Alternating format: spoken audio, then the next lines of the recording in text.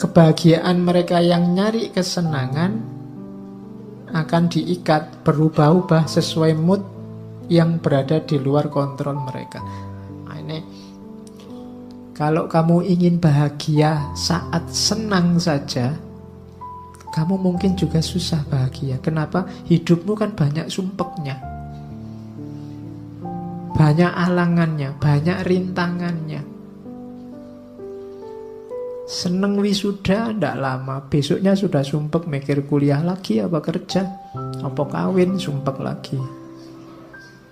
Ya kan? Ndak ada selesainya. Kalau kamu mengandalkan seneng, hidupmu itu ndak pernah seneng full 100%, selalu ada bagian sumpeknya. Kalau kamu nunggu mood seneng baru bahagia, kamu mungkin ndak bahagia-bahagia. Alhamdulillah Pak, dapat uang banyak, besoknya sumpek, ini duitnya buat apa, terus gegeran, terus macam-macam. Ndak lama ternyata kalau bahagia itu mengandalkan seneng. Maka bahagia itu, katanya Markus, tirulah orang-orang bijaksana. Bahagia itu apa? Dalam kebebasan mereka dari segala keterikatan. Berarti apa? Ya temukan dalam dirimu saja, tidak usah diikat oleh apapun dari luar dirimu. Dengan pikiranmu saja sekarang kamu sudah bisa bahagia kok. Ngapain capek-capek nyari cantelan di luar? Jadi itu rumusnya bahagia. Pikiranmu. Yang kedua, jangan diikat oleh yang di luar dirimu. Dan yang ketiga, jalani hidupmu sesuai fitrah.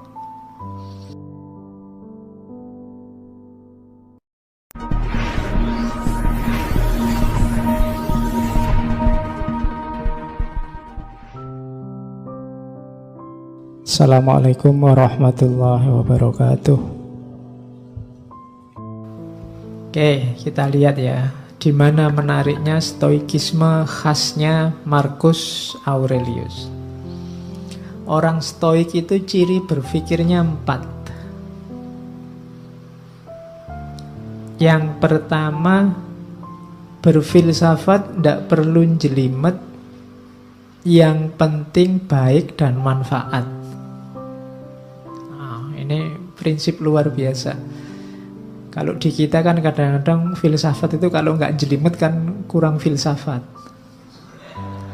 Filsafat itu harus rumit. Kalau tidak rumit, tidak filsafat. Prinsipnya stoik kebalikannya. Nggak ada gunanya perumitan-perumitan itu. Yang simpel saja, apa adanya, tapi baik dan manfaat. Di antara yang membuat banyak orang trauma sama filsafat itu kan buletnya itu. Semakin ada tokoh filosof ngomong kok jelimet, semakin kamu puji, wah filsafatnya jeru gue mesti. Ya kan, setiap kali kamu nggak paham kan kamu anggap itu wah dalam itu, kan gitu kamu. Padahal prinsipnya stoik kebalikannya, tidak begitu. Jadi gagasan-gagasan besar itu tidak terlalu penting. Yang penting itu gagasan yang baik dan manfaat. Itu rumus pertama itu. Makanya stoikisme itu mudah dipahami. Kenapa kalian tidak paham? Ya karena bahasa Inggris kebanyakan referensinya, terjemahan ke dalam bahasa Indonesia. Yang kedua, stoikisme ini rasanya agak cocok sama dunia timur karena yang ditekankan dimensi internalnya manusia, dimensi dalamnya, dimensi ruhaniyahnya. Termasuk konsepnya tentang kebahagiaan. Orang-orang stoik meyakini bahwa bahagia atau tidak bahagia itu tergantung dirimu yang ada di dalam, bukan tergantung yang di luar diri. Kalau kebahagiaanmu kamu cantolkan pada yang di luar dirimu, percayalah kamu tidak akan ketemu yang namanya bahagia. Saya bahagia Pak kalau besok punya uang banyak. Kamu tidak akan ketemu-ketemu, karena begitu kamu dapat uang banyak, kamu pengen lebih banyak lagi. Kalau saya punya istri cantik Pak, mungkin kamu tidak ketemu bahagia karena yang lebih cantik dari istrimu besok pasti banyak. Ya mau kamu kawin, ya pas dikawini cantik, nanti lama-lama ya tua dan jelek. Yang lebih cantik pasti banyak. Kalau dasarmu hanya itu, kamu tidak akan ketemu-ketemu sama kebahagiaan. Kekayaan juga begitu. Maka katanya Stoik, yang penting dimensi dalammu. Meskipun gak terlalu cakep, gak terlalu kaya, asal kamu puas, rela, ridho, bahasa agamanya, sudah cukup bahagia. Oke. Kemudian orang-orang Stoik punya pandangan bahwa alam semesta ini kalau dalam agama yang ketiga ini namanya sunnatullah. Ada logos universalnya. Jadi alam ini ada sistemnya dan ada tujuannya. Kenapa kok menurutmu kadang tidak adil, menurutmu kadang tidak imbang, menurutmu kadang tidak cocok? Biasanya kesimpulanmu begitu karena lihat parsial-parsial. Karena lihat satu peristiwa demi satu peristiwa. Kalau kamu baca lebih utuh, lebih luas, sebenarnya semuanya ada skenarionya, ada sistemnya. Itu keyakinannya orang Stoik. Sekali-sekali perlu ada bencana, sekali-sekali perlu ada kesedihan, sekali-sekali itu membacanya jangan diputus di bencana itu saja, di kesedihan itu saja. Bacanya jauh lebih luas, nanti akan kelihatan ada skenario besar. Ada aturan, ya kayak ada yang miskin, ada yang kaya. Itu kan ada main fungsinya sendiri-sendiri. Ada yang cantik, ada yang jelek. Itu semuanya kan ada struktur besarnya. Kalau cantik semua juga mungkin ada sunatullah yang akan tidak jalan, jelek semua juga begitu. Oke, kamu sendiri yang bisa nyari contoh banyak. Terus yang terakhir berarti apa? Manusia itu tugasnya ya jalankan fungsimu sebagai manusia. Tidak usah terlalu banyak komplain, terlalu banyak protes, terlalu banyak rekayasa. Malah bulet sendiri kamu nanti. Malah bingung sendiri, kayak Diogenes kemarin loh. Kenapa hidup kita susah? Kita sendiri yang bikin rumit. Jadi jangan dibulet-bulet, kembali ke yang alami-alami, yang natural-natural. Nah, itu maunya orang-orang Stoik. Manusia itu kan yang bikin rumit kan dirinya sendiri. Sebenarnya rumusnya hidup itu kan simpel. Kalau lapar ya makan, kalau ngantuk ya tidur. Kalian ngaji kok sambil ngantuk? Kan bingung, Pak saya ngantuk sekali Pak. Ya tidur. Kan simpel. Kamu sendiri yang bikin rumit. Gitu loh. Oke. Kalau enggak punya ya nyari. Kalau yang dicari ada di orang lain ya minta nggak dikasih ya utang. Itu kan rumus simpel sebenarnya. Utang nggak boleh ya dirayu. Ya, nggak bisa ngerayu ya ngerampok. Oke, jadi ada rumus-rumus simpel yang kita bikin rumit sendiri. Dan itu kadang menyusahkan kita sendiri. Jadinya nggak balance hidup kita. Hidup ini ada sunnatullahnya, ada rumus-rumus pakemnya. Ini 4 cara berpikirnya orang Stoik.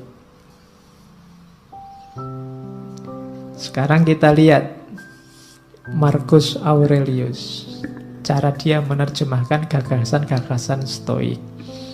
Saya ambil pertama tentang kehidupan. Malam ini kita banyak ngomong tentang semacam quotes-nya, karena Marcus Aurelius ini tidak meninggalkan karya selain satu buku semacam buku harian yang diterjemahkan dalam bahasa Inggris, judulnya Meditation. Kalian cari, downloadan gratis itu. Masih asli dalam bahasa Inggris. Kalau ada yang pintar bahasa Inggris boleh diterjemah. Dan ini saya potong-potong dari situ, saya klaster-klaster. Cuma tidak bisa banyak karena bukunya tebal, ya kita ambil yang sesuai kadar waktu ngaji kita. Meskipun saya tidak yakin bisa nyampe semua karena banyak. Jadi hidup ini yang pertama rumusnya katanya Markus, carilah apa tugasmu. Katanya Markus, segala sesuatu, apakah itu kuda atau anggur, diciptakan untuk tugas tertentu, untuk peran tertentu, maka carilah tugasmu sebagai manusia. Sering kan saya singgung ayat afahasibtum annama khalaqnakum abasa. Itu kan Allah loh yang ngomong. Apa kami ciptakan engkau itu hanya untuk iseng? Pasti tidak. Ada tujuannya. Kejar itu. Yo, Al-Quran banyak ngomong tentang tujuan hidupmu ini. Enaknya karena sayangnya Allah sama kita, kan kita sama Allah langsung ditunjukkan ini loh tugasmu. Jadi yo kayak misalnya ini ja'ilun fil ardi khalifah, aku ciptakan manusia di muka bumi jadi khalifah. Ini kan Allah langsung ngasih petunjuk, ini lo tugasmu. Maksudnya Markus, yo kamu jalan di tugasmu itu. Setiap hal di muka bumi ini ada perannya, ada tugasnya. Jangan dikacaukan, kamu sendiri juga jangan kacau. Nanti kamu susah sendiri. Oke, teh ini kan dia punya tugas, dibikin jadi minuman. Ya diminum, enggak apa-apa.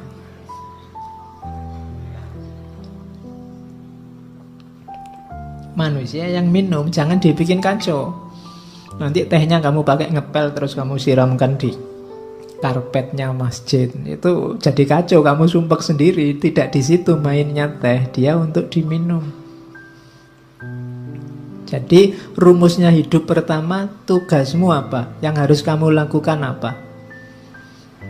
Saya sering bilang, enggak usah cerewet tanya, apa Pak? Saya enggak tahu. Enggak, kamu sudah tahu.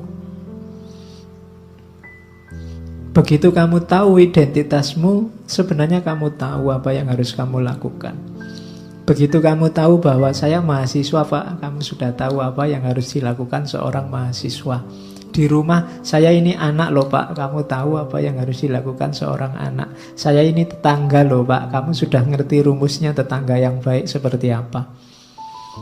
Jadi tanya tugasmu apa, jalankan itu. Itu rumusnya orang hidup yang pertama. Dan yang kedua, ndak usah khawatir, ndak bisa. Katanya Markus, manusia pasti mampu melakukan semua yang Tuhan ingin ia lakukan. Kalau Allah nyuruh kita jadi khalifah, pasti kita punya kekuatan untuk mengkhalifai alam semesta. Ketika kamu ditakdirkan jadi mahasiswa, pasti memang kamu punya potensi untuk jadi mahasiswa yang baik. Bahwa hasilnya tidak baik, itu berarti kamu kurang maksimal menjalankan tugasmu. Jadi ini rumus-rumus dasar dalam hidup, katanya Markus. Pasti bisa asal kamu tidak manja. Kita kan sering manja, sering cengeng, sering cerewet. Sudah tahu masih tanya. Kita sering mengkritik Bani Israel, Yahudi, kita sering begitu. Orang Yahudi itu kan waktu diperintah ada aja yang ditanyakan. Disuruh menyembelih sapi masih ditanya, kulitnya sapi warnanya apa, besarnya seberapa, itu cerewet. Padahal begitu disuruh membelai sapi aja kan tidak masalah, tapi masih cerewet, tanya macam-macam. Padahal ya sudah ngerti pantasnya membelai sapi itu ya sapi yang semacam apa, kan gitu. Ya sama lah, kadang kayak mahasiswa disuruh bikin makalah berapa halaman Pak, kemudian referensi ini boleh enggak Pak, kamu repot sendiri nanti, salahmu sendiri, cerewet. Coba diperintah, ya Pak, nah kan sudah. Selebihnya kamu mikir sendiri, ijtihad sendiri. Biasanya banyak tanya itu kan maksudnya kamu ingin dapat yang ringan, atau syukur-syukur bisa ndak jadi diperintah. Kan itu. Orang Yahudi itu kan begitu, nawar bolak-balik itu kan maksudnya yo siapa tahu ndak jadi, karena perintahnya ndak jelas.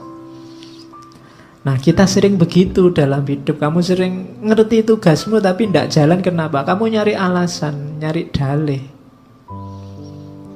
Alah Pak, ujian masih lama. Alah Pak, kan segalanya sudah ada garisnya, ada takdirnya. Alah Pak, selalu begitu, nyari dalih.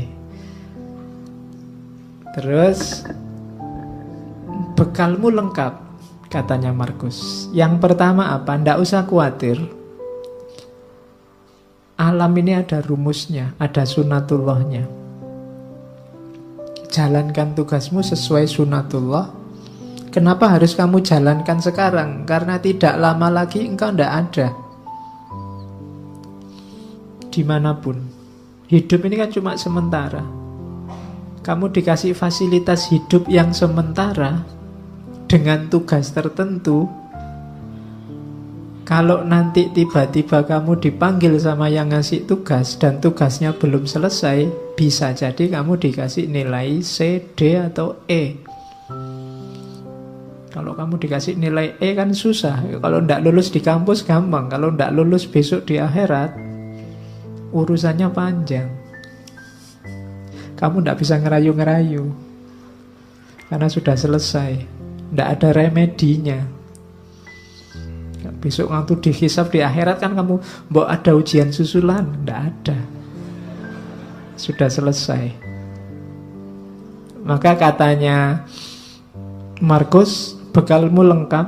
Alam semesta menyediakan semuanya, termasuk hukum-hukumnya. Segera jalan karena waktu kita terbatas. Pada saatnya semua akan tidak ada, termasuk Hadrian, termasuk Augustus di kalimat itu. Hadrian ya raja sebelumnya, Augustus raja Romawi pertama yang paling sukses menyatukan kerajaan Romawi. Orang sebesar itu saja juga waktunya limited, terbatas. Kalian ini kan edisi terbatas. Percayalah, Allah tidak menciptakan yang mirip kayak kalian lagi. Bikin yang lain yang lebih cakep-cakep. Terus yang kedua, katanya Markus, fokuslah pada apa yang kamu lakukan karena tugasmu di situ. Ingatkan dirimu bahwa tugasmu adalah menjadi manusia yang baik. Ingatkan dirimu apa tuntutan alam pada manusia. Jadi alam ini kayak mesin besar, ada sistemnya, kamu punya peran. Itu yang dimaksud tuntutan alam. Kalau kamu tidak memainkan peranmu, alam ini akan kacau ritmenya. Dan ketika alam ini ritmenya kacau, efeknya ke kalian lagi, ke manusia lagi. Maka ikuti tugasmu, jalankan peranmu sebaik-baiknya. Lalu jalankanlah tanpa ragu. Jalankan kebenaran, ungkapkan kebenaran saat engkau memahaminya. Cuma ungkapkan dengan baik, dengan santun, tanpa pura-pura. Nah ini apa yang dijalankan? Kebenaran. Menjalankannya dengan baik, dengan santun, dengan tulus, tanpa pura-pura. Itu tugas hidup kita yang pertama. Di meditation itu saya potong-potong rumusnya orang hidup itu ini. Kita ingat-ingat coba ya, ini pedoman hidup kita katanya Markus. Hidup kita itu secara durasi itu sementara, pasti ya, limited. Tidak lama kok hidup kita itu. Sudah tidak ada lagi orang yang usianya mungkin 150 ke atas. Atau 200 lah, tidak ada. Orang sudah 70, 80 itu sudah luar biasa. Malah kasihan orangnya kalau nggak meninggal-meninggal. Loh iya, malah kasihan. Sifatnya berubah. Hidup kita ini karakternya alam di antara yang kita sebut sunatullah tadi berubah. Maka kalau kamu kaku, ritmemu akan kacau. Jangan kaku. Kamu harus luwes. Ketika kamu kaku, sementara lingkungan alam sekelilingmu berubah, maka yang terjadi ritmemu kacau, jangan-jangan kamu juga mengacaukan ritmenya orang lain. Jadi karakternya hidup ini berubah. Durasinya sementara. Persepsi kita, pemahaman kita sifatnya abu-abu kalau bahasanya. Abu-abu itu apa? kita ini manusia yang terbatas dan pemahaman kita juga terbatas. Kebenaran, kebaikan yang kita pahami itu sebatas kemampuan kita. Maka tadi jangan kaku. Kalau kamu kaku, kamu akan mandek di keterbatasan tadi. Kamu tidak berkembang, tidak lebih baik. Padahal kamu harus lebih baik terus. Karena hari ini kamu terbatas, besok batasmu harusnya lebih luas. Jadi persepsi kita ini suram. Kita itu tidak ngerti sangat banyak hal, ngertinya cuma sedikit. Berarti apa? Kebenaran yang kita tahu sebagai benar juga limited, terbatas. Bukan karena kebenarannya yang terbatas, tapi kapasitas kita yang terbatas. Kemudian persepsi urusan akal ya, pemahaman. Sekarang tubuh kita itu sifatnya melemah. Grafiknya manusia itu kan ya kecil jadi besar, setelah itu kan melemah. Sebenarnya bahasa aslinya membusuk. Usia-usia kalian ini mungkin sudah tidak bisa lebih tinggi lagi, tidak bisa berkembang lagi, sudah selesai. Kecuali kamu ikut terapi-terapi minum pil apa itu, nambah tinggi 2 cm itu mungkin ya. Sudah tidak bisa, percayalah, sudah habis pertumbuhanmu. Kamu minum susu pertumbuhan tulang sampai berapa, sudah selesai. Usia-usia kita sudah tua. Jadi, dan grafiknya pasti semakin melemah. Tidak ada orang yang tambah tua, tambah kuat, luar biasa, tambah tidak ada. Pasti. Jadi tubuh, jasad, fisik itu semakin melemah. Kemudian jiwa kita itu yang karakter utamanya sebenarnya dia kebingungan.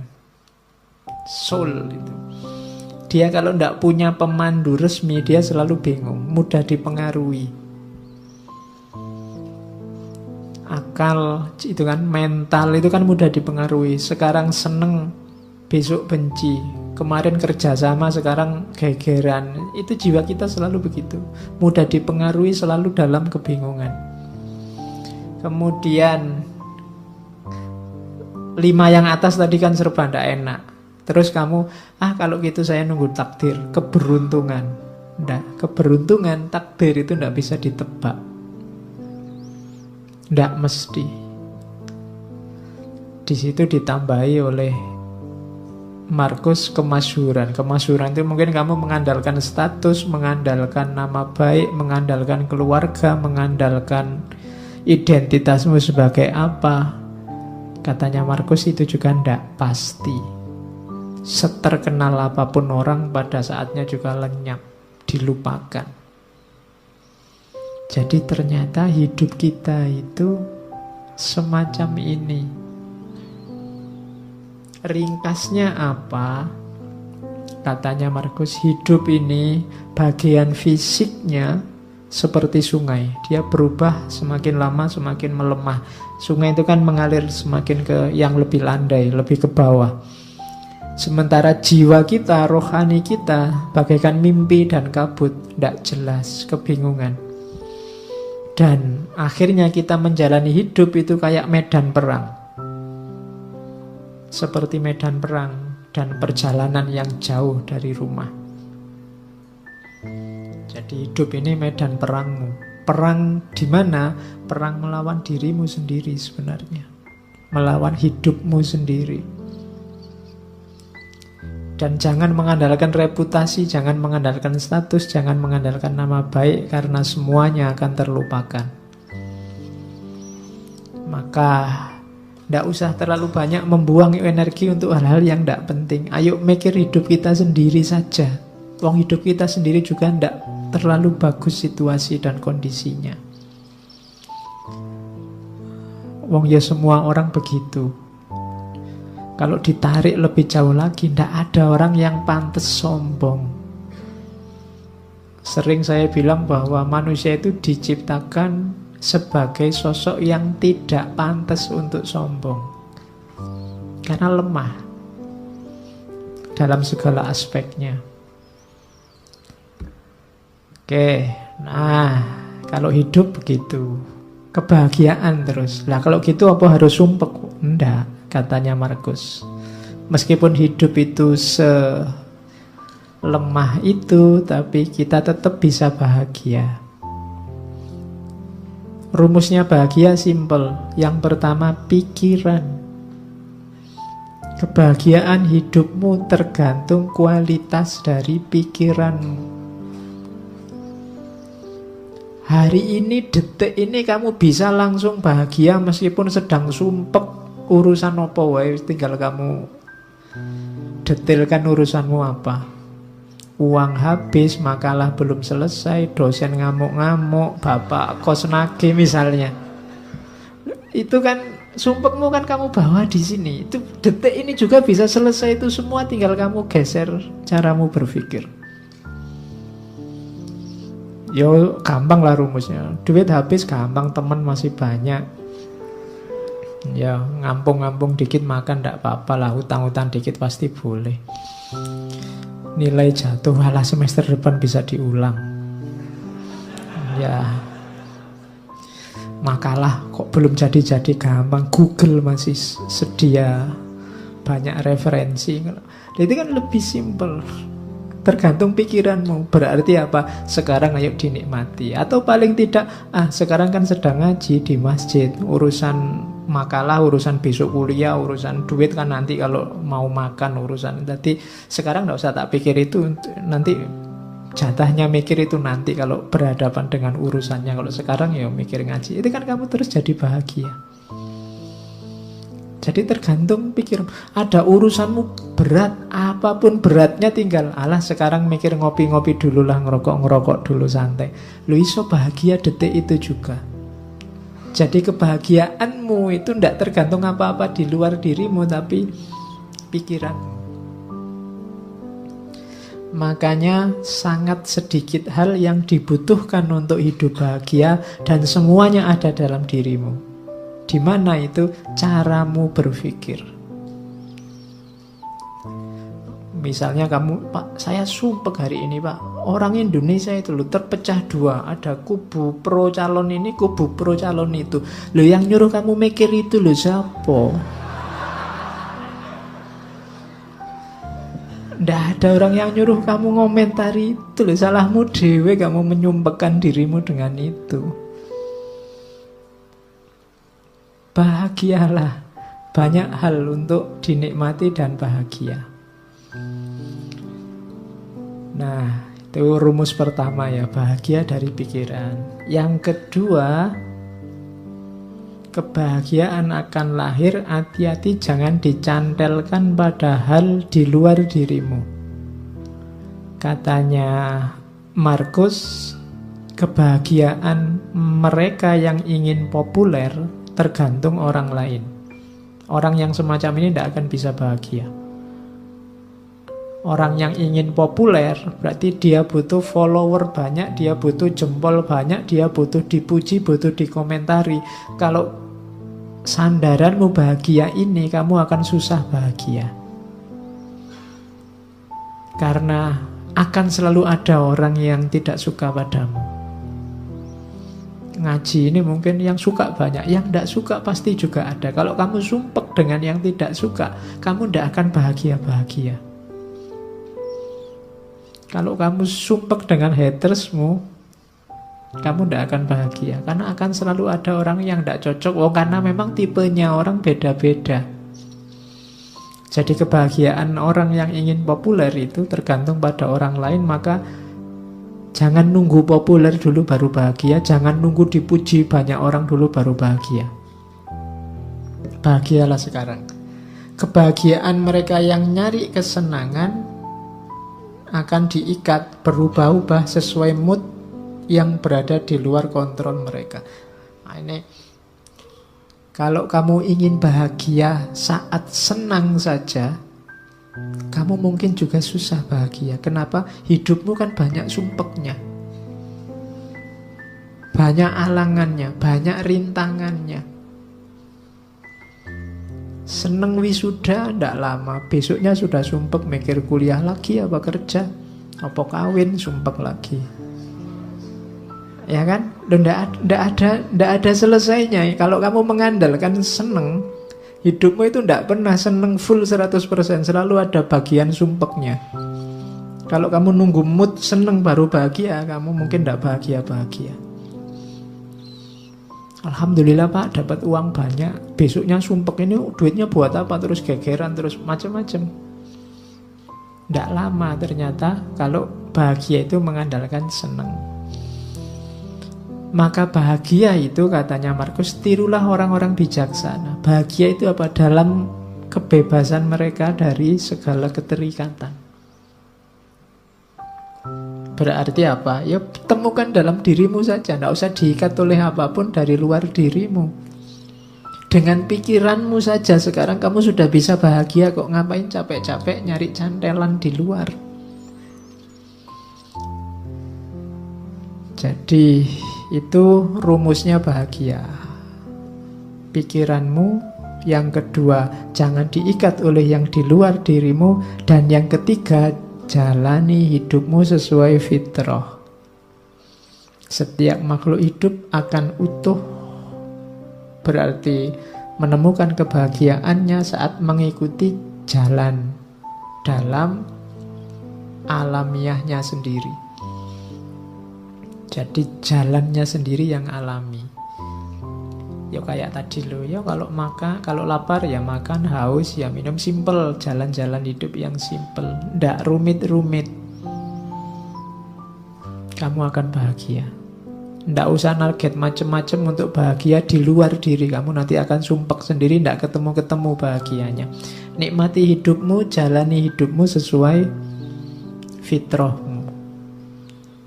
Ndak usah pakai semboyan. Pokoknya Pak, saya ndak akan kawin sebelum kaya, itu bikin sumpek sendiri. Ya kalau memang ada calonnya, cukup segalanya, ya nikah saja. Saya Pak, sebelum 29 misalnya, itu kan banyak yang begitu. Ndak usah lah, bikin rumit sendiri. Pokoknya kalau cocok sesuai apa-apanya jalan, ya nikah saja, ndak masalah. Itu hidupmu akan utuh. Oke, yang tadi kebahagiaan. Sekarang menghadapi kesulitan yang kita sebut rasa sakit.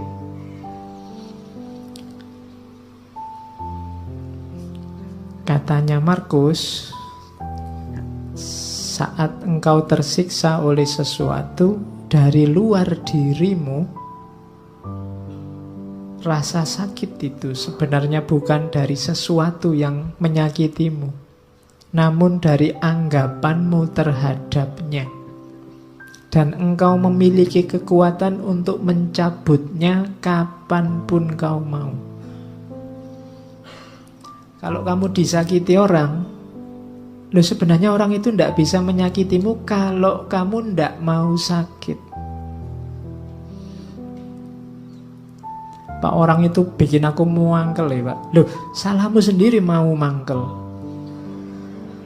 Mbok kamu ndak usah mau jengkel, nggak usah mau mangkel kan, ndak jadi dia membuat kamu jengkel. Dia membuatmu jengkel karena kamu mau jengkel. Tolaklah rasa sakitmu dan rasa sakit itu akan lenyap.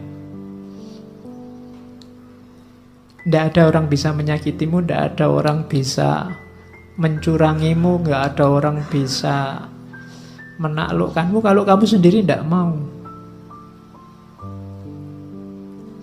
Jadi katanya Markus, raih kembali kesadaranmu, panggil kembali dirimu, dan bangunlah sekali lagi. Kini akan kau sadari bahwa yang mengganggumu hanyalah mimpi. Pandanglah kenyataan ini sebagaimana engkau memahami mimpimu. Ya silahkan sekarang didaftar apa yang membuatmu sumpek, membuatmu sakit, membuatmu merasa tak berdaya, membuatmu merasa lemah. Semuanya pasti tidak real. Semuanya bukan sesuatu yang nyata, hanya permainan pikiranmu dalam tanda petik. Nilai jelek, ya nilai jelek itu kan fakta, nilai jelek selesai. Dia tidak harus menyakitimu bahwa kamu besok akan ngulang kuliah lagi sehingga nilainya jadi baik, ya diulang saja tanpa harus merasa sakit, kan bisa. Diputus pacar, Pak, itu sakitnya luar biasa. Ya wis putus, ya putus saja. Lah kok enak, aku yang diputus kok terus aku merasa sakit, kan double berarti. Kamu mutus aku ya sudah, tapi aku tidak sakit kok. Oh, itu lebih gaya. Iya. Jadi sakit atau tidak itu kan kamu yang bisa ngatur. Pedih hatimu itu dirimu sebenarnya. Tidak bisa engkau membuatku sakit hati, itu tidak bisa. Kamu sendiri yang mau dihinggapi rasa sakit itu. Ada orang maki-maki kamu kayak apapun, kalau kamu tidak tersinggung kan tidak ada apa-apa. Saya tersinggung loh Pak. Lihat salahmu sendiri tersinggung. Kamu tidak tersinggung itu bisa lah, kok milih tersinggung. Itu kamu milih rasa sakit. Itu maunya Markus. Jadi tidak, sakit atau tidak itu sebenarnya kuncinya di kamu.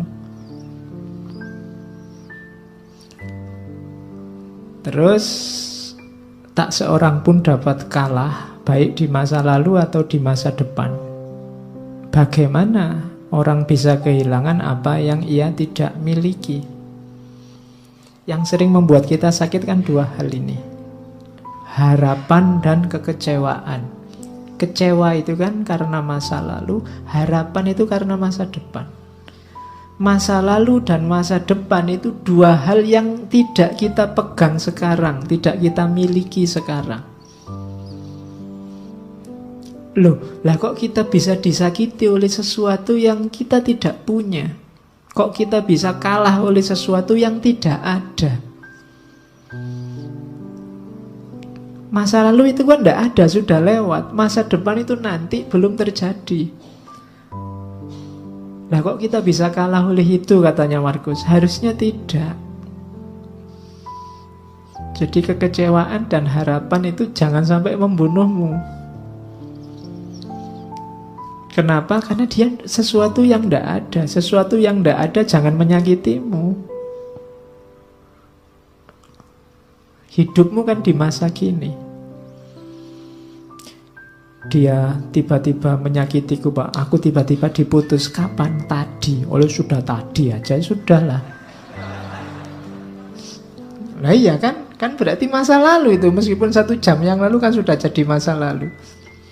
Meskipun putusnya tadi sore jam 5, kan kamu sudah masa laluku itu kan? Iya.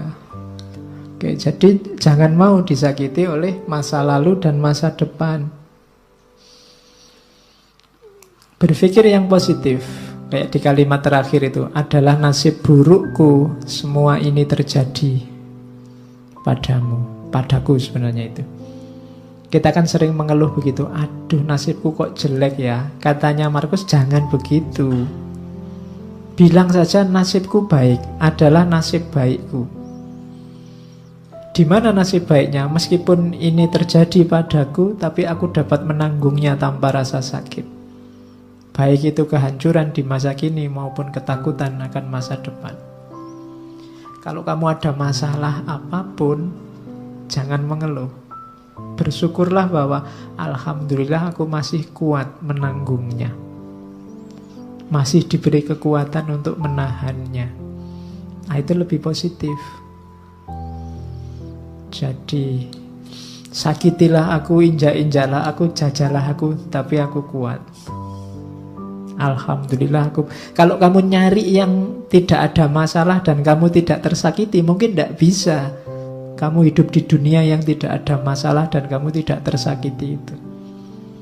Bikinlah dirimu kuat menghadapi masalah dan rasa sakit, maka segalanya akan selesai. Jadi jangan mau disakiti.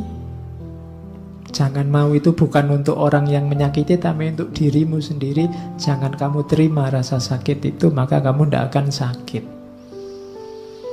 Nah, ini rumus yang kedua. Yo, rasanya sih memang berat, tapi lama-lama dilatih mungkin bisa. Orang-orang besar Pemimpin-pemimpin besar itu mungkin mereka mampu melakukan ini.